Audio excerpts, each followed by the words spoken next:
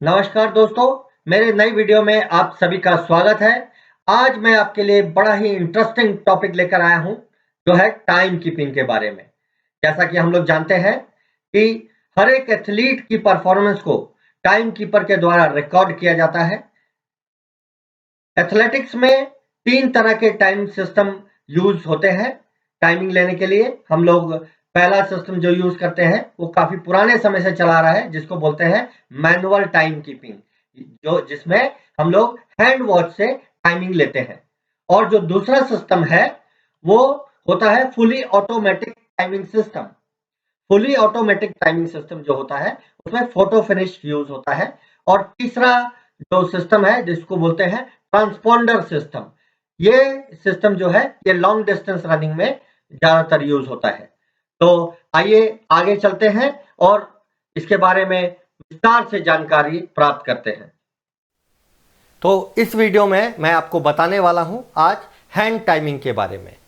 तो जब भी हैंड टाइमिंग की बात आती है तो इसमें क्या होता है कि जो टाइम कीपर होता है वो मैनुअली घड़ी को स्टार्ट करता है और मैनुअली ही घड़ी को बंद करता है।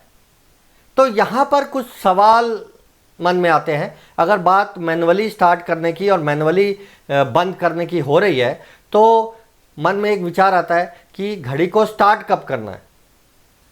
दूसरा सवाल जो आपके मन में आता है वो है कि घड़ी को बंद कब करना है। और अगर एक से ज़्यादा घड़ियां यूज़ हो रही हैं किसी एथलीट के टाइम को लेने के लिए तो ऑफिशियल टाइम क्या होगा। तो इन सभी सवालों का जवाब हम लोग विस्तार से समझेंगे। तो आइए इनको समझते हैं। तो आइए पहले सवाल से स्टार्ट करते हैं कि घड़ी को कब स्टार्ट करना है।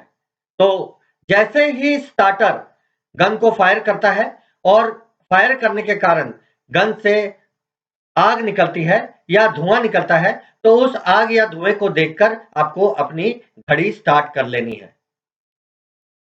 यहां पर एक बात का ध्यान दें कि आवाज के लिए नहीं रुकना है, क्योंकि जो लाइट है वो आवाज से ज्यादा तेज ट्रैवल करती है। तो लाइट आपको पहले दिखेगी, आवाज आपको बाद में सुनाई देगी। इसलिए जैसे ही आप आग देखते हैं, गन से निकलने वाली आग या धुआं, आप अपनी घड़ी को स्टार्ट कर लें।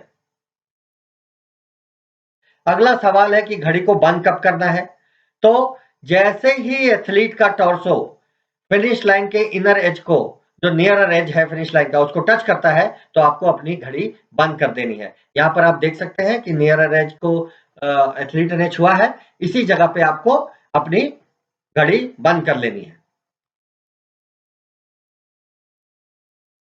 अब बात आती है कि कितनी घड़ियां यूज होती है। तो नॉर्मली ये रिकमेंडेड है कि मैनुअल टाइमिंग जब हो रही हो तो कम से कम 3 घड़ियों का हर एक एथलीट के लिए यूज करना चाहिए। 3 वॉचेस हमेशा यूज करें हर एक खिलाड़ी के लिए। अब बात आती है कि अगर आपके घड़ी में कोई टाइमिंग दिखा रहा है तो ऑफिशियल टाइम क्या होगा। क्या जो घड़ी में दिखा रहा है वही के वही आप रिकॉर्ड कर लेंगे, या ऑफिशियल टाइम कुछ और होता है। तो आइए समझते हैं इसको। तो देखिए, हमेशा जो भी ट्रैक रेसेस होती हैं उसमें आपको क्या करना है, आपको नेक्स्ट लॉन्गर 0.1 सेकेंड में कन्वर्ट कर लेना है। जो फ्रैक्शन ऑफ सेकेंड की बात आती है तो 0.1 सेकेंड में कन्वर्ट करना है। इसको अच्छी तरह समझते हैं। देखिए, जैसे इस घड़ी में दिख रहा है कि 10.51 टाइम दिख रहा है, तो इस 10.51 को आप कन्वर्ट करके कर लेंगे 10.6। एक और एग्जांपल से समझ लीजिए।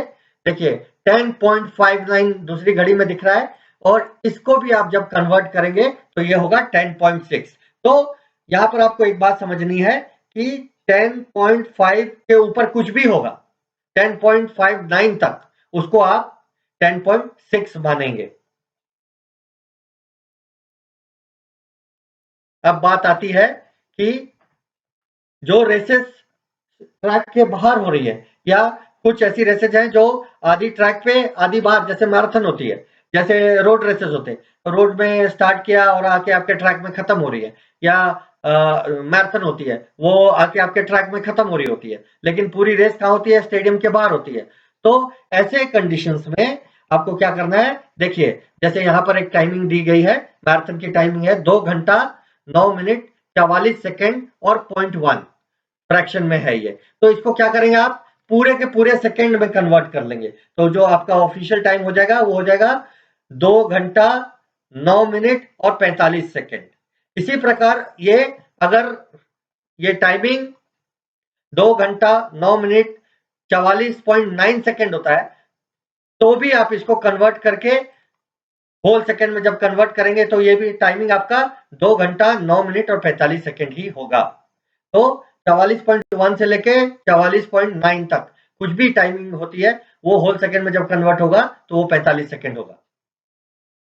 अब बात आती है कि आप, जैसा कि मैंने बोला कि हम लोग 3 घड़ियां यूज करते हैं, तो अगर 3 घड़ियां यूज कर रहे हैं और तीनों अलग अलग टाइम दिखा रही हैं, तब क्या होगा, तब आप क्या करने वाले? तो जैसा कि हमने बताया, सबसे पहले आप उनको कन्वर्ट करेंगे टाइमिंग को, और कन्वर्ट करने के बाद अगर तीनों घड़ी अलग अलग टाइम बता रही है तो आप मिडिल टाइम को ऑफिशियल टाइम मानेंगे। ध्यान रखें, पहले कन्वर्ट करना है और बीच का जो टाइम होगा वो आपका ऑफिशियल टाइम होगा। तो इसको समझते हैं।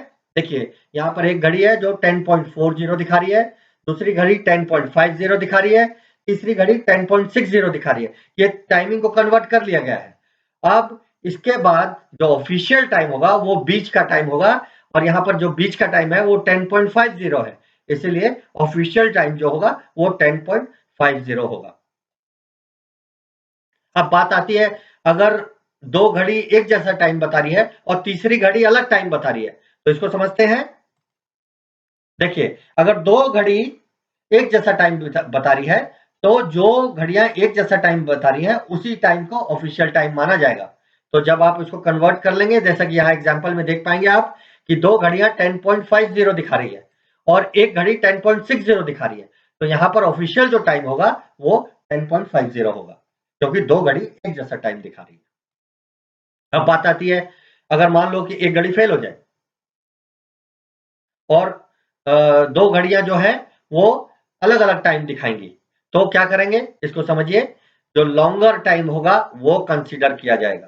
तो लॉन्गर टाइम क्या होगा, यहाँ पे देखिए एग्जांपल से समझिए। एक घड़ी 10.40 दिखा रही है, दूसरी घड़ी 10.50 दिखा रही है और तीसरी घड़ी फेल हो गई है।